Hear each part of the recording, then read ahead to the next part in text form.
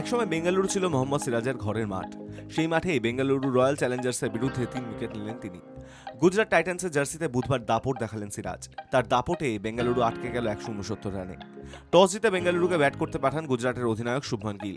তার সিদ্ধান্ত যে খুব একটা ভুল ছিল না তা প্রমাণ করে দেন সিরাজরা। শুরুতেই বিরাট কোহলির উইকেট তুলে নেন তরুণ বাঁহাতি পেসার আরশাদ খান। এরপর একের পর এক উইকেট হারাতে থাকে বেঙ্গালুরু। 42 রানের মধ্যে চলে যায় 4 উইকেট। ফিল সল্ট, দেবদত্ত পারিকল এবং রজত পাতিদার অল্প রানে ফিরে যান। গুজরাটের 3 পেসার নিজেদের প্রথম স্পেলেই উইকেট তুলে নেন।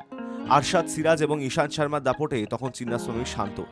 পরপর 2 ম্যাচ জিতে ঘরের মাঠে খেলতে আসা বেঙ্গালুরু ঘরের মাঠে শুরুতেই এমন ধাক্কা খাবে তা সমর্থকরা ভাবতে পারেনি। যদিও টসের সময় অধিনায়ক পাটিদার বলেন, ঘরের মাঠে এটা আমাদের প্রথম ম্যাচ, ফলে এই পিচ আমাদের কাছেও অপরিচিত। টস জিতলে আমিও আগে বল করতাম। সিরাজ প্রথম থেকেই ব্যাটারদের ভোগাচ্ছিলেন, যে কারণে তাকে শুরুতেই 3 ওভার বল করিয়ে দেন অধিনায়ক শুভমান। মাঝের দিকে তাকে আর বল দিতে পারেননি। আরশাদ শুরুতে 2 ওভারে 17 রান দিয়ে বিরাটের উইকেট তুললেও তাকে আর বল করতে দেননি শুভমান। কিন্তু তিনি 4 ওভারে দিলেন 54 রান। নেপথ্যে লিয়াম লিভিংস্টোন। বেঙ্গালুরুকে লড়াই করার মতো রান তুলতে সাহায্য করেন লিভিংস্টোন। তিনি 40 বলে 54 রান করেন। তার মারা 5টি 6 চিন্নাস্বামীতে উৎসব ফিরিয়ে আনে। লিভিংস্টোনের সঙ্গী হন জিতেন শর্মা এবং টিম ডেভিড। এই 3 জনের ব্যাটে ভর করেই 169 রান তোলে বেঙ্গালুরু। ডেথ ওভারে বল করতে এসে লিভিংস্টোনকে ফেরান সেই সিরাজ।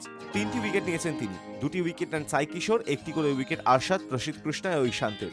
একমাত্র রশিদ কোনো উইকেট নিতে পারেননি। High news network.